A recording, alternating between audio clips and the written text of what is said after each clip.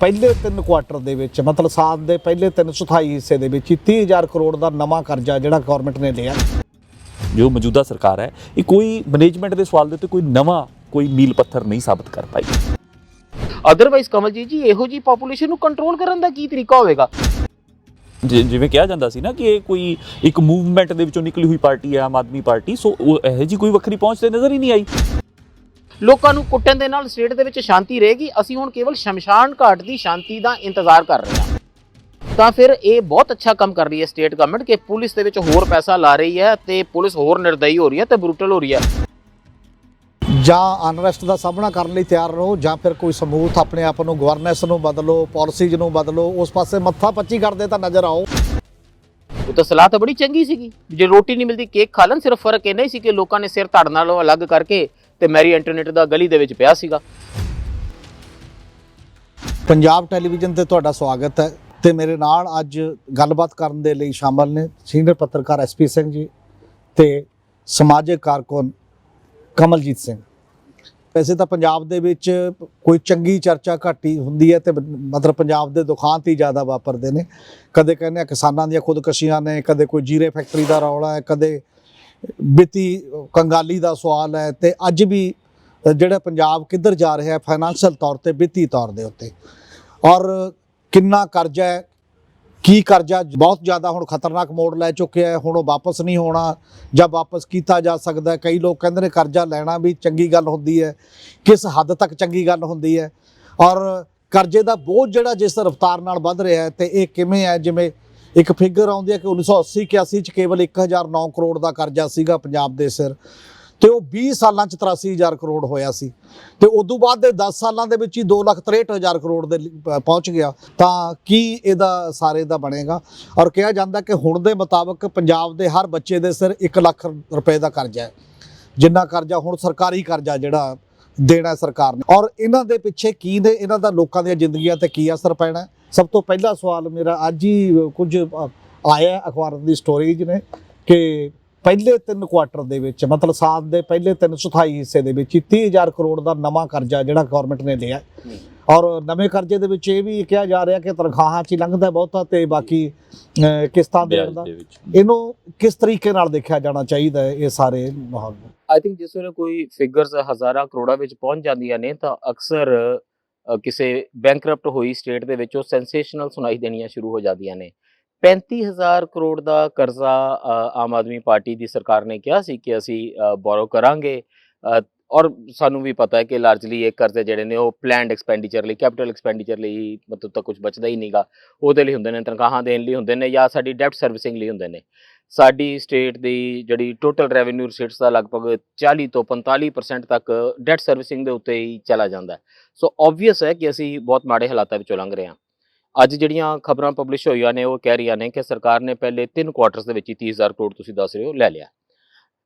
ਅਸੀਂ ਇਹ ਮੰਨ ਕੇ ਚੱਲਦੇ ਹਾਂ ਜੇ ਕੋਈ ਸਰਕਾਰ ਕਹਿ ਰਹੀ ਹੈ ਕਿ ਅਸੀਂ 35,000 ਕਰੋੜ ਸਾਰੇ ਸਾਲ ਦੇ ਵਿੱਚ ਲਵਾਂਗੇ ਤਾਂ ਓਬਵੀਅਸ ਹੈ ਕਿ ਉਹ 40,000 ਕਰੋੜ ਤਾਂ ਟੱਚ ਕਰ ਜਾਏਗੀ ਰਿਵਾਈਜ਼ਡ ਐਸਟੀਮੇਟਸ ਦੇ ਅਨੁਸਾਰ। ਤੇ ਜੇ 3 ਕੁਆਟਰਸ ਦੇ ਵਿੱਚ 30,000 ਕਰੋੜ ਖਰਚ ਕਰ ਲਿਆ ਗਿਆ ਤੇ ਇਹ ਸਰਕਾਰ ਦੀ ਇੱਕ ਐਫੀਸ਼ੀਐਂਸੀ ਦੇ ਤੌਰ ਤੇ ਵੀ ਦੇਖਿਆ ਜਾ ਸਕਦਾ ਹੈ ਕਿ ਅੱਛਾ ਕਰਜ਼ਾ ਲੈ ਕੇ ਇਹ ਮਤਲਬ ਕੁਝ ਤਾਮੀਰੀ ਕੰਮ ਕਰ ਰਹੇ ਨੇ, ਜਾਂ ਫਿਰ ਉਹਦੀ ਇੰਨੀ ਬੈਂਕਰਪਸੀ ਦੇ ਵਿੱਚ ਵੀ ਦੇਖਿਆ ਜਾ ਸਕਦਾ ਹੈ ਕਿ ਈਵਨ ਤਨਖਾਹਾਂ ਦੇਣ ਲਈ ਜਾਂ ਪਲੈਨਡ ਐਕਸਪੈਂਡੀਚਰ ਲਈ ਹੀ ਉਹ ਕਰਜ਼ਾ ਛੇਤੀ ਨਾਲ ਖਤਮ ਕਰ ਰਹੇ ਨੇ।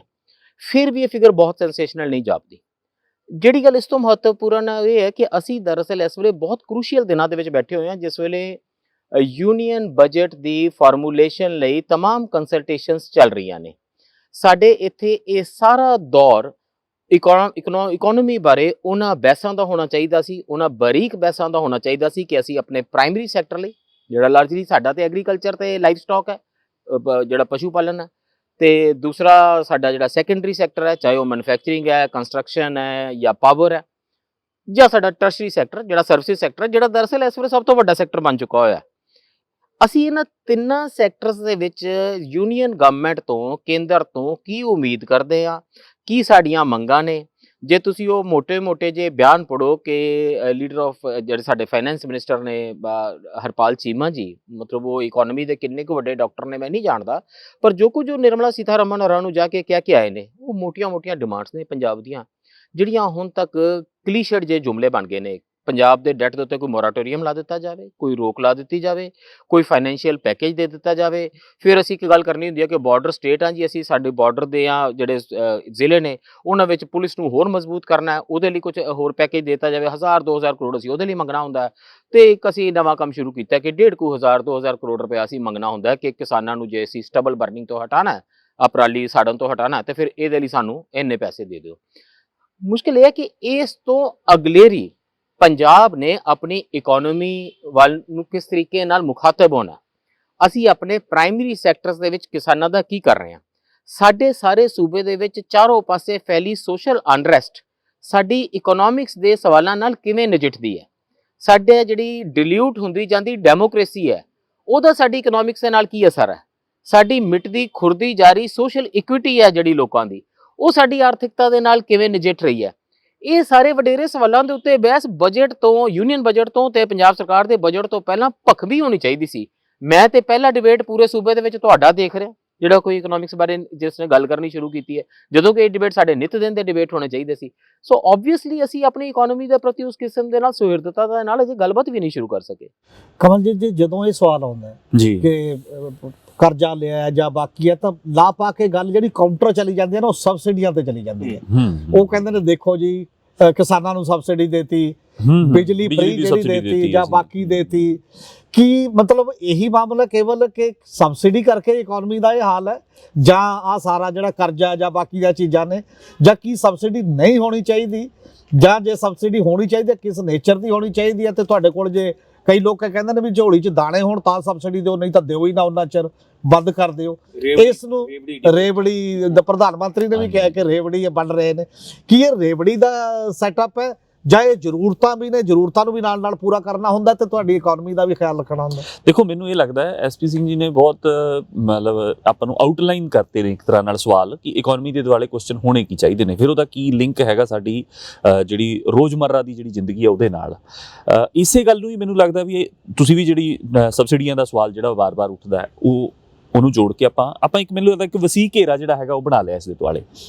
ਮੈਨੂੰ ਜਿਹੜੀ ਗੱਲ ਲੱਗਦੀ ਹੈ ਜਿੱਥੋਂ ਆਪਾਂ ਨੂੰ ਸ਼ੁਰੂ ਕਰਨਾ ਚਾਹੀਦਾ ਹੈ ਕਿ ਇਹ ਪੈਸੇ ਲਿੱਤੇ ਸਰਕਾਰ ਨੇ, ਕਰਜ਼ੇ ਵਾਸਤੇ ਲਿੱਤੇ, ਇਹਦੇ 'ਚ ਠੀਕ ਹੈ ਗੱਲ, ਇਹ ਸਾਰੇ ਮਤਲਬ ਉਹ ਸਰਕਾਰ ਆਪਣੇ ਪੱਖ 'ਚ ਕਹਿ ਸਕਦੀ ਹੈ ਵੀ ਇਹ ਕਰਜ਼ਾ ਇੱਦਾਂ ਹੀ ਰੂਟੀਨ ਹੈ, ਇਹ ਕੋਈ ਬਹੁਤ ਐਕਸੈਪਸ਼ਨਲੀ ਹਾਈ ਨਹੀਂ ਅਸੀਂ ਕਰ ਰਹੇ। ਲੇਕਿਨ ਸਵਾਲ ਇਹ ਹੈ ਕਿ ਇੱਕ ਜਿਹਨੂੰ ਕੈਪੀਟਲ ਐਕਸਪੈਂਡੀਚਰ ਕਹਿੰਦੇ ਆ, ਜਿੱਥੋਂ ਸੂਬੇ ਦੀ ਇਕਨੋਮੀ ਦਾ ਆਪਾਂ ਕਹਿ ਲਈਏ ਕਿ ਧਰਾਤਲ ਬਣਨਾ ਹੁੰਦਾ, ਜਿਹਦੇ ਤੇ ਖੜੇ ਹੋ ਕੇ ਮੰਨ ਲਓ ਰੁਜ਼ਗਾਰ ਪੈਦਾ ਹੋ ਸਕਦਾ ਹੈ। ਕਿਉਂਕਿ ਕੈਪੀਟਲ ਇਨਵੈਸਟਮੈਂਟ ਜਿਹੜੀ ਹੈਗੀ ਹੈ, ਇਨਫਰਾਸਟ੍ਰਕਚਰਲ ਇਨਵੈਸਟਮੈਂਟ ਹੈ, ਉਹ ਸਾਰੀਆਂ ਚੀਜ਼ਾਂ ਨੇ ਜਿਹੜੀਆਂ ਕੁੱਲ ਮਿਲਾ ਕੇ ਸੂਬੇ ਦੇ ਵਿੱਚ ਰੁਜ਼ਗਾਰ ਪੈਦਾ ਕਰਨ ਦੀ ਸ਼ਮਤਾ ਰੱਖਦੀਆਂ ਨੇ। ਬਾਕੀ ਸਾਰੇ ਮਾਮਲੇ ਉਹ ਨੇ, ਜਿਵੇਂ ਆਪਣਾ ਐਗਰੀਕਲਚਰਲ ਸੈਕਟਰ ਹੈ, ਐਗਰੀਕਲਚਰ ਸੈਕਟਰ ਨੂੰ ਜੇ ਆਪਾਂ ਕਹੀਏ ਰੁਜ਼ਗਾਰ ਪੈਦਾ ਕਰੇਗਾ, ਐਗਰੀਕਲਚਰ ਸੈਕਟਰ ਸਗੋਂ ਜਿੰਨਾ ਖਪਾ ਸਕਦਾ ਉਸ ਤੋਂ ਕਿਤੇ ਜ਼ਿਆਦਾ ਵਾਧੂ ਫੋਰਸ ਨੂੰ ਆਲਰੇਡੀ ਖਪਾ ਰਿਹਾ ਹੈ, ਜੋ ਐਗਰੀਕਲਚਰ ਸੈਕਟਰ ਦੀ ਹਾਲਤ ਹੈ ਆਪਾਂ ਸਾਰੇ ਜਾਣਦੇ ਹਾਂ। ਸੋ ਸਰਕਾਰ ਜਿਹੜਾ ਇਹ ਐਕਸਪੈਂਡੀਚਰ ਕਰਜ਼ਾ ਲੈ ਕੇ, ਹੁਣ ਇੱਕ ਬੰਦਾ ਕਰਜ਼ਾ ਲੈ ਕੇ ਖਾ ਲੈਂਦਾ, ਇੱਕ ਬੰਦਾ ਕਰਜ਼ਾ ਲੈ ਕੇ ਉਸ ਦੇ ਉੱਤੇ ਕੋਈ ਇਨਵੈਸਟਮੈਂਟ ਕਰ ਲੈਂਦਾ। ਜੇ ਤੇ ਸਰਕਾਰ ਕਰਜ਼ਾ ਲੈ ਕੇ ਇਨਵੈਸਟਮੈਂਟ ਕਰਦੀ ਹੋਵੇ ਫਿਰ ਤੇ ਹੋ ਸਕਦਾ ਉਹ ਕਰਜ਼ਾ ਸਿਹਤ ਵਾਸਤੇ, ਜਿਹੜੀ ਸਟੇਟ ਦੀ ਸਿਹਤ ਹੈ, ਆਰਥਿਕ ਸਿਹਤ ਹੈ, ਉਹਦੇ ਵਾਸਤੇ ਚੰਗਾ ਵੀ ਹੋ ਸਕਦਾ, ਲੇਕਿਨ ਐਸਾ ਨਹੀਂ ਹੋ ਰਿਹਾ। ਅੱਜ ਹੀ ਮੈਂ ਉਸ ਰਿਪੋਰਟ ਨੂੰ ਵੀ ਸ਼ਾਮਿਲ ਕਰ ਲਵਾਂ। ਇੱਕ ਆਰਟੀਆਈ ਦੇ ਜਵਾਬ ਦੇ ਵਿੱਚ ਪਿਛਲੇ ਦਿਨਾਂ ਦਾ ਸਰਕਾਰ ਦਾ ਕਿਸੇ ਨੇ ਉਹ ਮੈਨੂੰ ਲੱਗਦਾ ਮਿੰਟੂ ਗੁਰੂਸਰੀਆ ਉਹਨਾਂ ਨੇ ਉਹ ਲਿੱਤਾ ਹੈਗਾ, ਜਵਾਬ ਲਿੱਤਾ ਉਹਨਾਂ ਨੇ ਆਰਟੀਆਈ ਦੇ ਵਿੱਚ ਕਿ ਸਰਕਾਰ ਦਾ ਜਿਹੜਾ ਇਹਦੇ ਤੇ ਟੀਵੀ ਚੈਨਲਾਂ ਨੂੰ ਔਰ ਆਨਲਾਈਨ ਜਿਹੜੀ ਵੈਬ ਨਿਊਜ਼ ਪੋਰਟਲ ਨੇ ਉਹਨਾਂ ਨੂੰ ਮਿਲਾ ਕੇ ਸਰਕਾਰ ਕਿੰਨੇ ਦੇ ਇਸ਼ਤਿਹਾਰ ਦਿੰਦੀ ਹੈ। ਉਹ ਰਫਲੀ ਜਿਹੜਾ 2021 ਦਾ ਅੰਕੜਾ ਚੰਨੀ ਸਰਕਾਰ ਵੇਲੇ ਦਾ, ਉਹ ਨਿਕਲ ਕੇ ਆ ਰਿਹਾ ਹੈਗਾ 1 ਕਰੋੜ ਰੁਪਈਆ ਪਰ ਡੇ ਮਿਨੀਮਮ।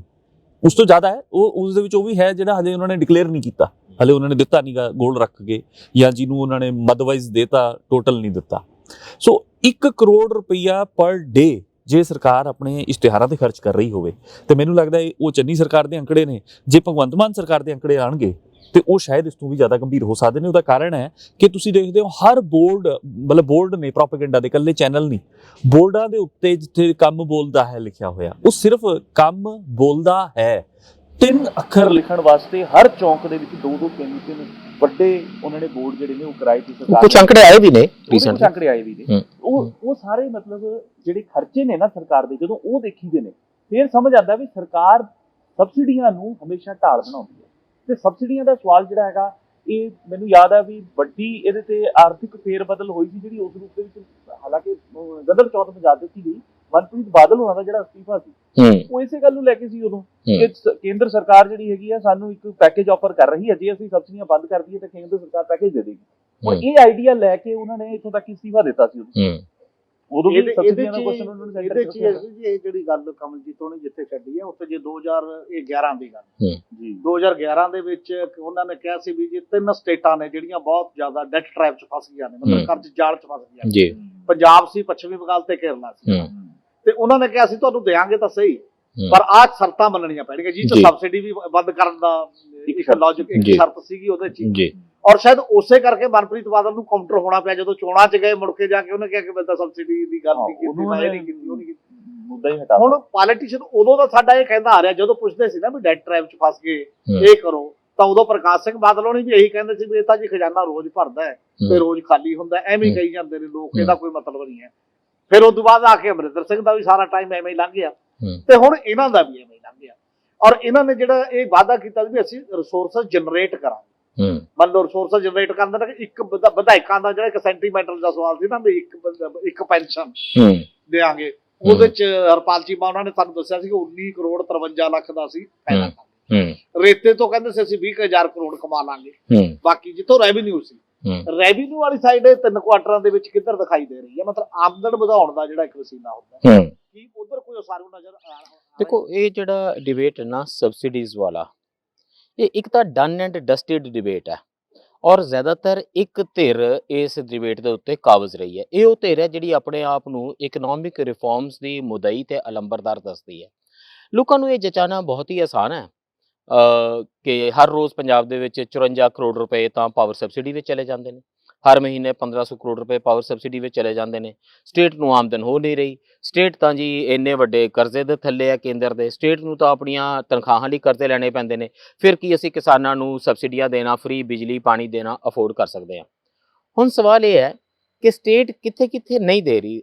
ਇਹ ਨਾ ਇਕਨੋਮਿਕਸ ਦੇ ਵਿੱਚ ਬਜਟ ਮੇਕਿੰਗ ਦੇ ਵਿੱਚ ਇਹਨੂੰ ਕਹਿੰਦੇ ਨੇ ਦਾ ਗੇਮ ਆਫ ਹੈਡਲਾਈਨਸ ਹੈ ਨਾ, ਇਹ ਸੁਰਖੀਆਂ ਦੀ ਇੱਕ ਖੇਡ ਹੈ। ਤੁਸੀਂ ਕਿਸਾਨਾਂ ਦੀ, ਸਾਡੇ ਰੂਰਲ ਜਿਹੜੀ ਪੋਪੂਲੇਸ਼ਨ ਹੈ ਲਾਰਜਲੀ, ਉਹਦੀ ਹੈਲਥ ਦੇ ਉੱਤੇ ਕਿੰਨਾ ਖਰਚਾ ਕਰ ਰਹੇ ਹੋ, ਤੁਸੀਂ ਉਹਨਾਂ ਦੀ ਐਜੂਕੇਸ਼ਨ ਦੇ ਉੱਤੇ ਕਿੰਨਾ ਖਰਚਾ ਕਰ ਰਹੇ ਹੋ, ਤੁਸੀਂ ਰੂਰਲ ਇਨਫਰਾਸਟ੍ਰਕਚਰ ਦੇ ਉੱਤੇ ਕੀ ਖਰਚਾ ਕੀਤਾ, ਉੱਥੇ ਤਾਂ ਤੁਸੀਂ ਦਵਾਨੀ ਨਹੀਂ ਖਰਚਦੇ। ਇੱਕ ਤੁਸੀਂ ਬਿਜਲੀ ਪਾਣੀ ਫ੍ਰੀ ਦਿੰਦੇ ਹੋ ਤੇ ਉਸ ਨੂੰ ਤੁਸੀਂ ਰੇਵੜੀਆਂ ਦੇ ਵਿੱਚ ਗਿਣਨ ਲੱਗ ਜਾਂਦੇ ਹੋ। ਕਦੀ ਮਨਪ੍ਰੀਤ ਜੀ ਆਰਗੂਮੈਂਟ ਬਣਾ ਲੈਂਦੇ ਨੇ, ਪੂਰੇ ਜਿਹੜਾ ਪਾਕਿਸਤਾਨ ਹੈ ਉੱਥੇ ਆਰਗੂਮੈਂਟ ਬਣਿਆ ਹੋਇਆ ਕਿ ਵਰਲਡ ਬੈਂਕ ਨੇ ਕਿਹਾ ਕਿ ਜੇ ਆਹ ਸਾਰੀਆਂ ਸਬਸਿਡੀਆਂ ਬੰਦ ਕਰ ਦਿਓਗੇ ਤਾਂ ਅਸੀਂ ਵਰਲਡ ਬੈਂਕ ਦੀ ਅਗਲੀ ਟ੍ਰਾਂਚੇ ਦੇਵਾਂਗੇ, ਨਹੀਂ ਤਾਂ ਤੁਸੀਂ ਅੱਜ ਡਿਫਾਲਟ ਦੇ ਵਿੱਚ ਤੇ ਕੱਲ ਡਿਫਾਲਟ ਦੇ ਵਿੱਚ, ਤੇ ਸਾਰੇ ਮੁਲਕ ਦੀ ਸਿਆਸਤ ਇੱਥੇ ਖੜੀ ਹੈ ਵੀ ਡਿਫਾਲਟ ਦੇ ਵਿੱਚ ਪਾਕਿਸਤਾਨ ਜਾ ਰਿਹਾ ਕਿ ਨਹੀਂ ਜਾ ਰਿਹਾ। ਕੁਝ ਲੋਕ ਕਹਿੰਦੇ ਨੇ ਹਕੀਕੀ ਤੌਰ ਤੇ ਡਿਫਾਲਟ ਤੇ ਚਲਾ ਗਿਆ।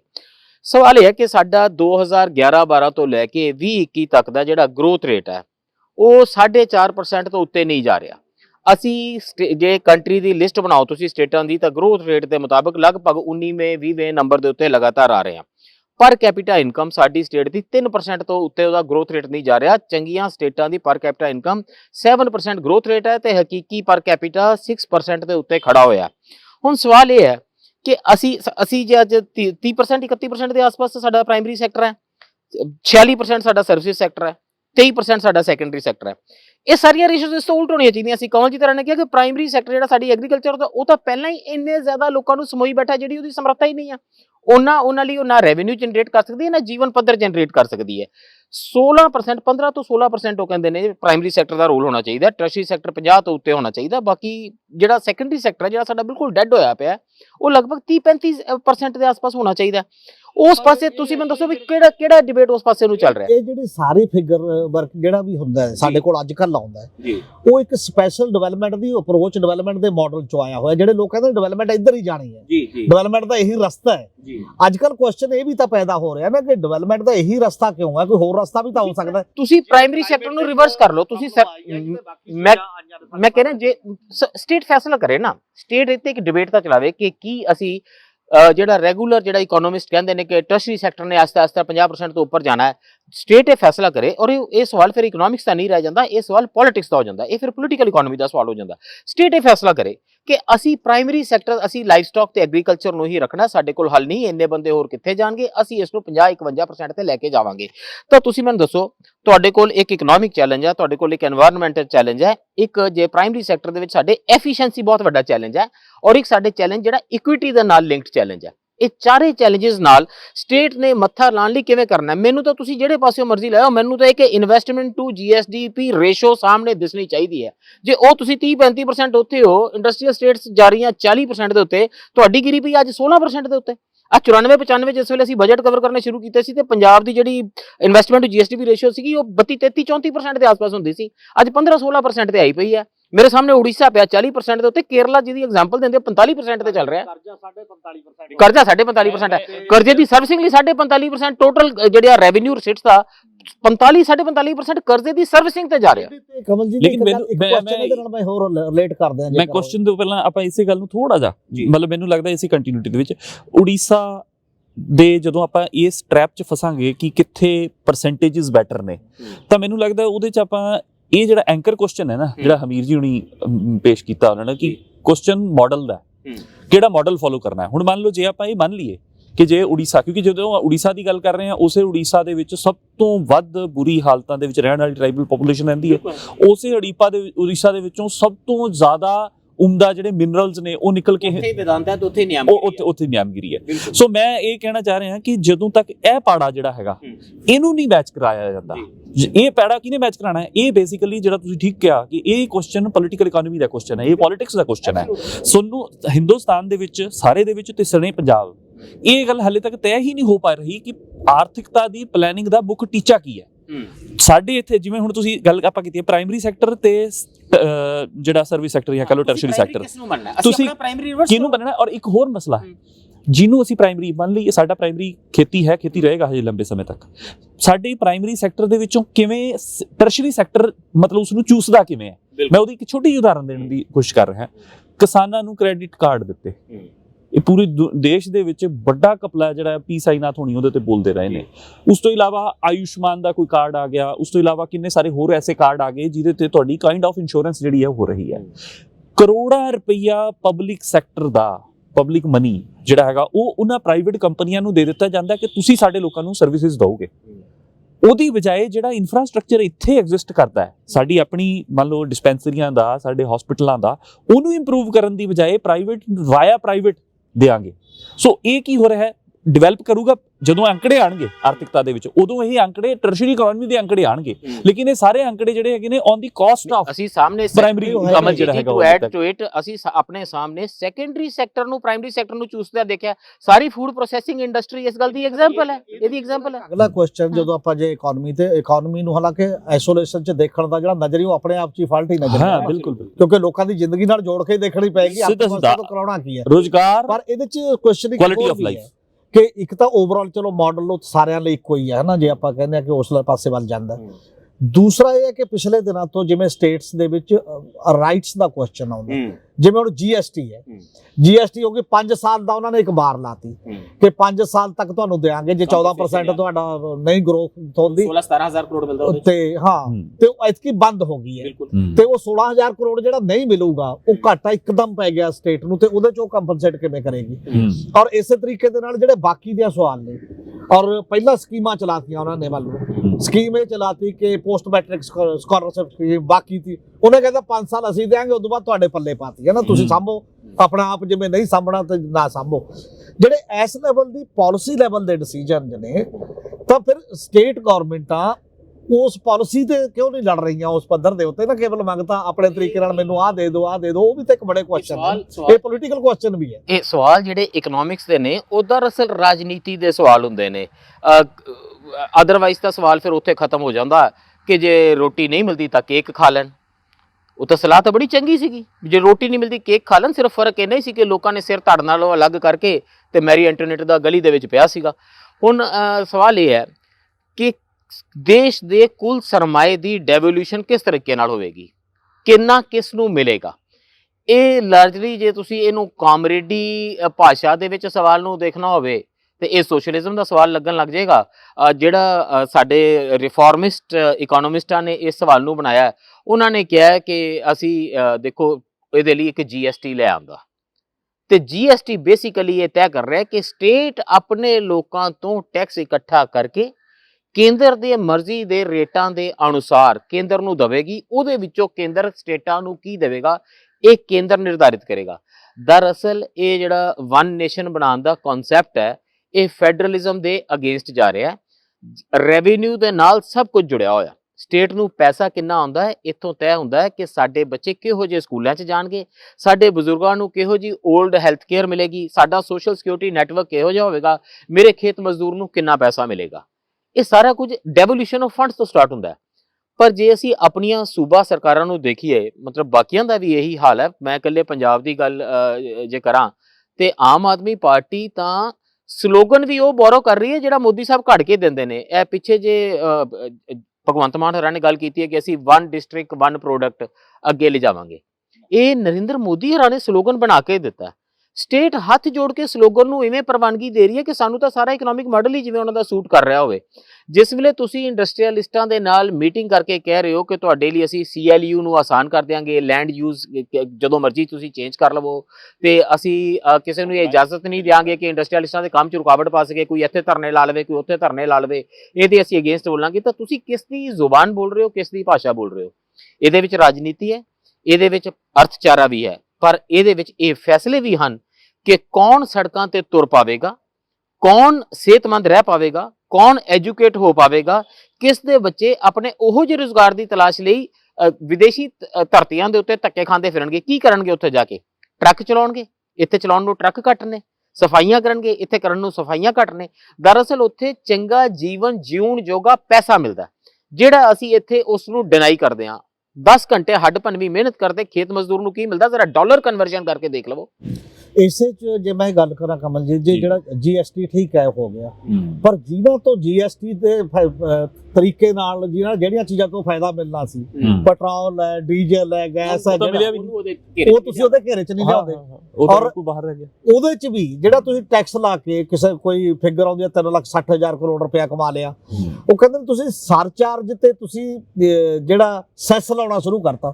ਉਹ ਸਟੇਟਾਂ ਨਾਲ ਡਿਵੀਜ਼ੀਬਲ ਨਹੀਂ, ਵੰਡਿਆ ਨਹੀਂ ਜਾਂਦਾ, ਮਤਲਬ ਉਹ ਤੁਸੀਂ ਆਪਣੇ ਕੋਲੇ ਹੀ ਰੱਖਦੇ ਹੋ। ਤਾਂ ਫਿਰ ਕੰਟਰੀ ਨੂੰ ਚਲਾਉਣ ਦੇ ਲਈ ਵੀ, ਜੇ ਤੁਸੀਂ ਕਹਿੰਦੇ ਡੈਮੋਕ੍ਰੇਟਿਕ ਕੰਟਰੀ ਹੈ, ਡੈਮੋਕ੍ਰੇਟਿਕ ਇੱਕ ਵੋਟ ਹੈ, ਤਾਂ ਮਤਲਬ ਪੈਸੇ ਦੇ ਵੀ ਕੋਈ ਬਣਤਰ ਵੀ ਤਾਂ ਡੈਮੋਕ੍ਰੇਟਿਕ ਹੋਣੀ ਚਾਹੀਦੀ ਹੈ, ਮਾੜੀ ਮੋਟੀ ਕਿ ਨਹੀਂ ਹੋਣੀ ਚਾਹੀਦੀ? ਬਿਲਕੁਲ ਬਿਲਕੁਲ, ਹਰ ਪੱਧਰ ਦੇ ਉੱਤੇ ਮੈਨੂੰ ਤਾਂ ਲੱਗਦਾ ਡੈਮੋਕ੍ਰੇਸੀ ਦੀ ਗੱਲ ਹੋਣੀ ਚਾਹੀਦੀ ਹੈ। ਸਗੋਂ ਜਿਹੜੀ ਆਪਣੀ ਹੁਣੇ ਤੱਕ ਦੀ ਗੱਲਬਾਤ ਹੋਈ ਹੈ, ਮੈਂ ਉਹਦੇ ਵਿੱਚ 2 ਪੱਖ ਦੇਖ ਰਿਹਾ, ਮਤਲਬ ਸਾਡੇ ਸਰੋਤਿਆਂ ਦੇ ਮੈਨੂੰ ਲੱਗਦਾ ਵੀ ਉਹ ਵੀ ਨੋਟ ਕਰ ਰਹੇ ਹੋਣਗੇ।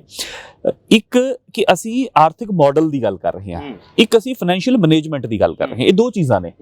ਆਰਥਿਕ ਮਾਡਲ ਦੇ ਸਵਾਲ ਦੇ ਉੱਤੇ ਚਾਹੇ ਕੇਂਦਰ ਸਰਕਾਰ ਹੋਵੇ, ਚਾਹੇ ਪੰਜਾਬ ਸਰਕਾਰ ਹੋਵੇ, ਚਾਹੇ ਇਦੋਂ ਪਿਛਲੀਆਂ ਸਰਕਾਰਾਂ ਹੋਣ, ਆਰਥਿਕ ਮਾਡਲ ਕੰਟੀਨਿਊ ਕਰ ਰਿਹਾ ਲਗਾਤਾਰ। ਉਹ ਲਗਾਤਾਰ ਮੁਨਾਫਾ ਆਧਾਰਿਤ ਆਰਥਿਕ ਮਾਡਲ ਹੈ, ਬਾਜ਼ਾਰ ਆਧਾਰਿਤ। ਦੂਜੇ ਪਾਸੇ ਫਾਈਨੈਂਸ਼ੀਅਲ ਮੈਨੇਜਮੈਂਟ ਜਿਹੜੀ ਹੈ, ਉਹਦੇ ਉੱਤੇ ਦਾਅਵੇ ਨੇ ਸਭ ਦੇ। ਕੋਈ ਕਹਿੰਦਾ ਜੀ ਅਸੀਂ ਆਪਣੇ ਵਿਧਾਇਕਾਂ ਦੀਆਂ ਪੈਨਸ਼ਨਾਂ ਦੇ ਰਾਹੀਂ ਖਰਚਾ ਵਧਾ ਲਾਂਗੇ, ਕੋਈ ਕਿਸੇ। ਇਹ ਫਾਈਨੈਂਸ਼ੀਅਲ ਮੈਨੇਜਮੈਂਟ ਦੇ ਕੁਐਸਚਨ ਨੇ। ਸੋ ਮੈਨੂੰ ਇਹ ਲੱਗਦਾ ਵੀ ਮੈਨੇਜਮੈਂਟ ਦੇ ਸਵਾਲਾਂ ਦੇ ਉੱਤੇ ਜਦੋਂ ਆਪਾਂ ਦੇਖ ਰਹੇ ਹਾਂ, ਤਾਂ ਆਪਾਂ ਦੇਖ ਰਹੇ ਹਾਂ ਕਿ ਇਹ ਸਰਕਾਰ, ਜੋ ਮੌਜੂਦਾ ਸਰਕਾਰ ਹੈ, ਇਹ ਕੋਈ ਮੈਨੇਜਮੈਂਟ ਦੇ ਸਵਾਲ ਦੇ ਉੱਤੇ ਕੋਈ ਨਵਾਂ ਕੋਈ ਮੀਲ ਪੱਥਰ ਨਹੀਂ ਸਾਬਤ ਕਰ ਪਾਈ, ਕੋਈ ਟਰਾਂਸਪੇਰੈਂਸੀ ਦਾ ਕੋਈ ਵੱਡਾ ਪੱਧਰ ਨਹੀਂ ਲਿਆ ਸਕੇ। ਸਪੇਸ ਵੀ ਬਹੁਤ ਜ਼ਿਆਦਾ ਨਹੀਂ ਹੈ, ਪਰ ਮੈਂ ਇੱਕ ਗੱਲ ਕਰਦਾ, ਜਿਹੜੀ ਡੈਮੋਕ੍ਰੇਸੀ ਦੀ ਗੱਲ ਹੈ ਨਾ, ਡੈਮੋਕ੍ਰੇਸੀ ਮੈਨੂੰ ਲੱਗਦਾ ਕਿ ਮੈਨੇਜਮੈਂਟ ਦੇ ਵਿੱਚ ਹੀ ਡੈਮੋਕ੍ਰੇਸੀ ਦਾ ਆਈਡੀਆ ਜਿਹੜਾ ਹੈਗਾ ਉਹ ਇੰਬੈਡਡ ਹੋਣਾ ਜ਼ਰੂਰੀ ਸੀਗਾ, ਜਿੱਥੇ ਨਹੀਂ ਹੈ।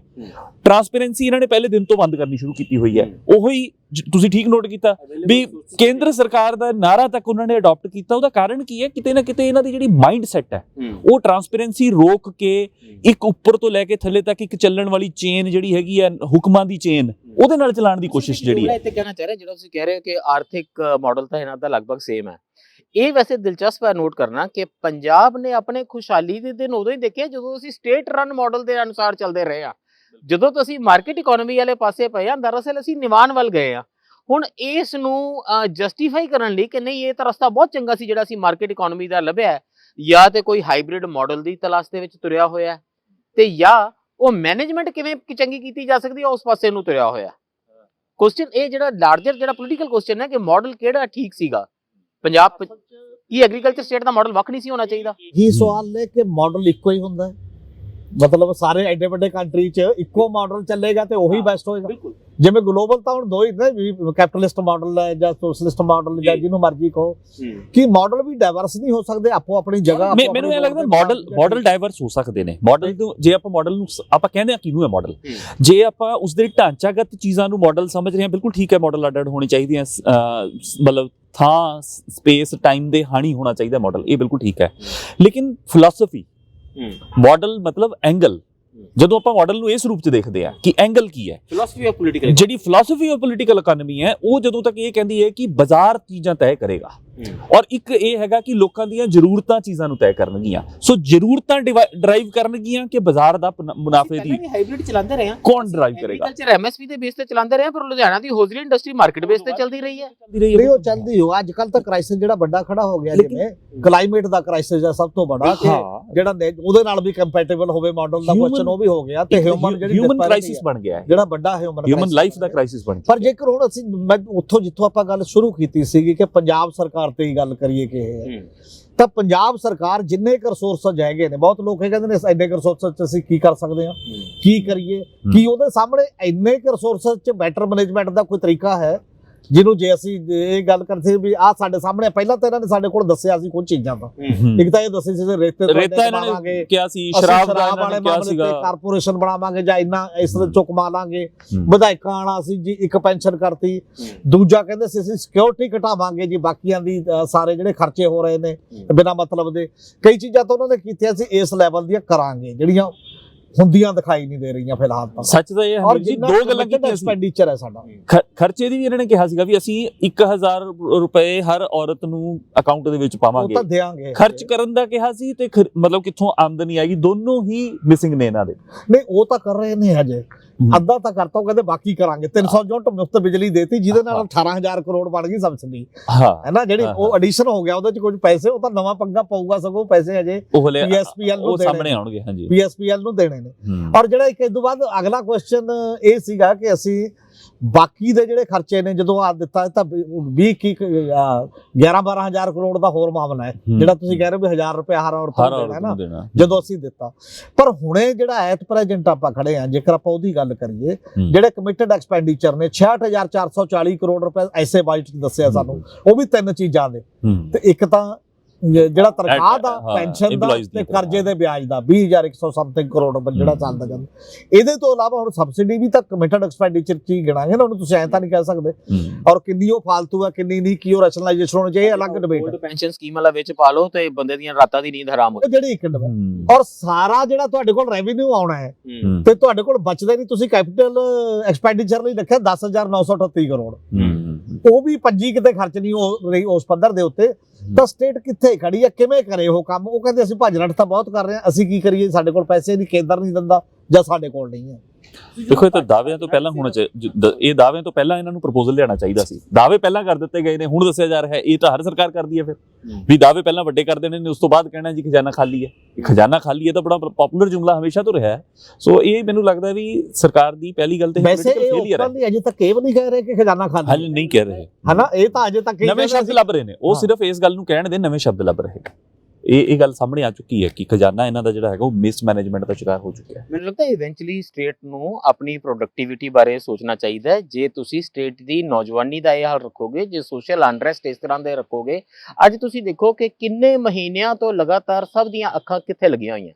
ਤੁਸੀਂ ਆਪਣੀ ਡੈਮੋਗ੍ਰਾਫੀ ਦੇਖੋ ਕਿ ਸਾਡਾ 40 ਸਾਲ ਤੋਂ ਥੱਲੇ ਦਾ ਤੇ 18 ਤੋਂ ਉੱਪਰ ਦੀ ਨੌਜਵਾਨਾਂ ਦੀ ਟੋਟਲ ਪਰਸੈਂਟੇਜ ਪੰਜਾਬ ਦੀ ਕਿੰਨੀ ਹੈ। ਉਹ ਲੋਕ ਅੱਜ ਕਿਸ ਪ੍ਰੋਡਕਟਿਵਿਟੀ 'ਚ ਲੱਗੇ ਹੋਏ ਨੇ। ਤੁਸੀਂ ਆਪਣੇ ਬੱਚਿਆਂ ਦੀ ਡਾਟਾ ਕੰਜ਼ੰਪਸ਼ਨ ਦੇਖੋ ਕਿ ਤੁਸੀਂ ਬੱਚਿਆਂ ਨੂੰ ਕਿਸ ਆਰੇ ਲਾਇਆ ਹੋਇਆ ਹੈ। ਇਹ ਡੇਲੀ ਪ੍ਰੋਡਕਟਿਵਿਟੀ ਲਾਸ ਹੈ। ਜੇ ਤੁਸੀਂ ਸਟੇਟ ਦੇ ਵਿੱਚ ਹੈਲਥ ਸਰਵਿਸਿਜ਼ ਇਸ ਤਰ੍ਹਾਂ ਦਾ ਚਲਾਉਂਦੇ ਹੋ ਤਾਂ ਇਹ ਡੇਲੀ ਪ੍ਰੋਡਕਟਿਵਿਟੀ ਲਾਸ ਹੈ। ਇਹ ਪਿੱਛੇ ਜੇ ਰੋਡ ਸੇਫਟੀ ਨਿਯਮਾਂ ਦਾ ਡਾਟਾ ਆਇਆ ਤੇ ਰੋਡ ਐਕਸੀਡੈਂਟਸ ਦਾ ਜਿਹੜਾ ਡਾਟਾ ਆਇਆ ਹੈ, ਇਹਨੂੰ ਤੁਸੀਂ ਇਹਦਾ ਇਕਨੋਮਿਕਸ ਦੇ ਵਿੱਚ ਇਹਨੂੰ ਟ੍ਰਾਂਸਲੇਟ ਕਰਕੇ ਦੇਖੋ ਕਿ ਇਹ ਕਿੰਨੇ ਹਜ਼ਾਰ ਕਰੋੜ ਦਾ ਐਨੂਅਲ ਲਾਸ ਬਣਦਾ।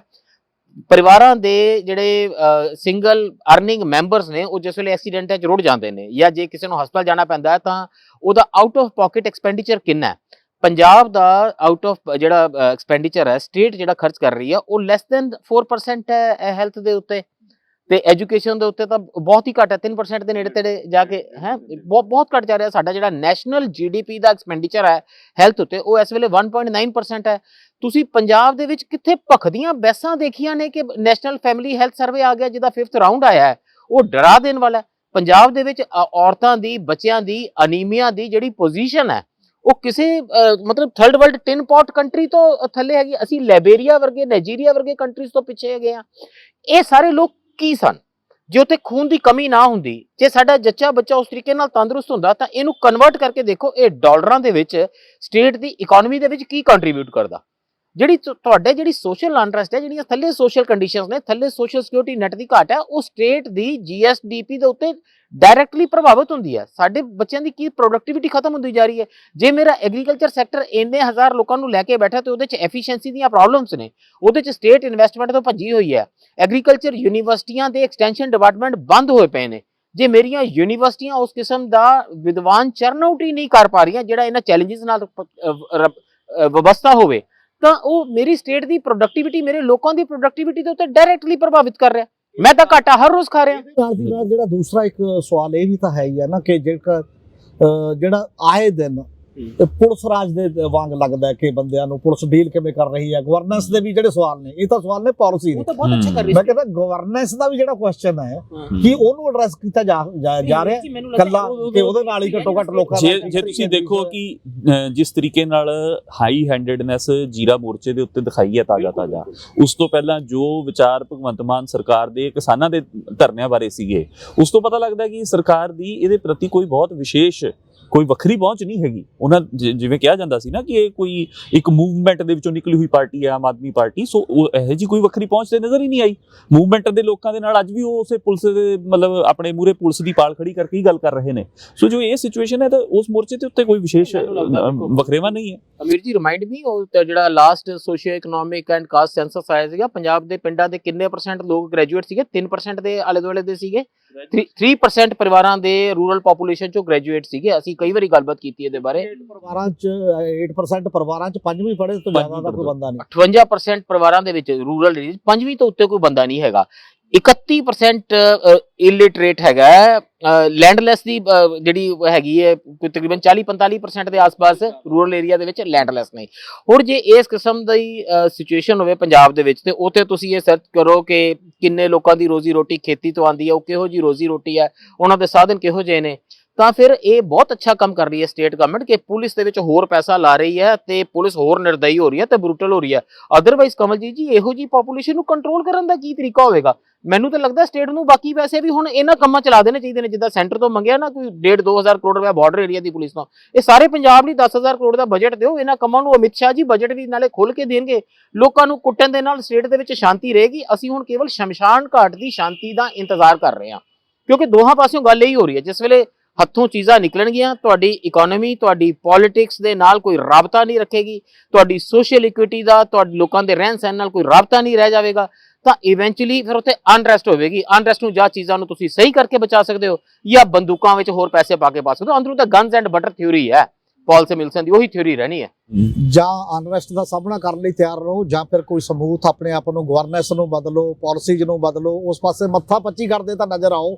ਮਤਲਬ ਜੇ ਨਹੀਂ ਵੀ ਹੋ ਰਿਹਾ ਕੁਝ ਤਾਂ ਕਹਿੰਦੇ ਨੇ ਕਰਦਾ ਤਾਂ ਦਿਖਾਈ ਦੇਣਾ ਚਾਹੀਦਾ ਨਾ ਕਿ ਕੁਝ ਹੋ ਰਿਹਾ ਉਸ ਪਾਸੇ। ਇਹ ਸਭ ਤੋਂ ਬੁਰੀ ਸਥਿਤੀ ਹੁੰਦੀ ਹੈ ਜਦੋਂ ਕਰਦਾ ਵੀ ਕੋਈ ਦਿਖਾਈ ਨਾ ਦਿਆ ਹੋਵੇ। ਇਹ ਉਮੀਦ ਖਤਮ ਕਰ ਦਿੰਦਾ ਹੈ। ਨਾ ਉਮੀਦੀ ਜਿਹੜੀ ਹੁੰਦੀ ਹੈ ਸਭ ਤੋਂ ਭੈੜਾ ਰੋਗ ਮੇਰਾ ਖਿਆਲ ਹੈ ਸਮਾਜ ਦੇ ਵਿੱਚ ਉਸ ਲੈਵਲ ਤੇ ਹੁੰਦਾ ਹੈ। ਇਸ ਲਈ ਇਕੱਲੇ ਹਜ਼ਾਰਾਂ ਕਰੋੜਾਂ ਦੇ ਅੰਕੜੇ ਜਿਹੜੇ ਨਾ ਸਮਝਣ ਵਾਲੇ ਹੁੰਦੇ ਨੇ, ਖੁਸ਼ਕ ਇਕਨੋਮਿਕਸ, ਕੇਵਲ ਇਕਨੋਮਿਕਸ ਨੂੰ ਇਕਨੋਮਿਕਸ ਦੀ ਤਰ੍ਹਾਂ ਹੀ ਸਮਝਣਾ, ਇਹਨੂੰ ਐਂ ਕਰ ਲਓ, ਇਹਨੂੰ ਮਲਟੀਪਲਾਈ ਕਰ ਲਓ, ਇਹਨੂੰ ਜੋੜ ਲਓ, ਇਹਦੀ ਬਜਾਏ ਲੋਕਾਂ ਦੀ ਜ਼ਿੰਦਗੀ ਦੇ ਨਾਲ ਜੋੜ ਕੇ ਆਰਥਿਕ ਮਾਡਲ ਨੂੰ, ਆਰਥਿਕ ਯੋਜਨਾਵਾਂ ਨੂੰ, ਆਰਥਿਕ ਦਾ ਨਾਲ ਜੁੜੀ ਗਵਰਨੈਂਸ ਨੂੰ ਸਮਝਣ ਦਾ ਜਿਹੜਾ ਇੱਕ ਤਰੀਕਾ ਹੈ, ਉਹ ਸਾਰੇ ਲੋਕਾਂ ਨੂੰ ਵੀ ਉਸ ਪਾਸੇ ਵੱਲ ਧਿਆਨ ਦੇਣਾ ਪਏਗਾ ਤੇ ਪੂਰੀ ਸਰਕਾਰ ਵੀ ਜੇ ਸਮਝਦੀ ਹੈ ਕਿ ਉਹ ਕੁਝ ਚੰਗਾ ਕਰਨਾ ਚਾਹੁੰਦੀ ਹੈ, ਉਹਨੂੰ ਵੀ ਇਸ ਪਾਸੇ ਧਿਆਨ ਦੇਣ ਦੀ ਲੋੜ ਹੈ। ਅੱਜ ਲਈ ਇੰਨਾ, ਬਹੁਤ ਬਹੁਤ ਸ਼ੁਕਰੀਆ।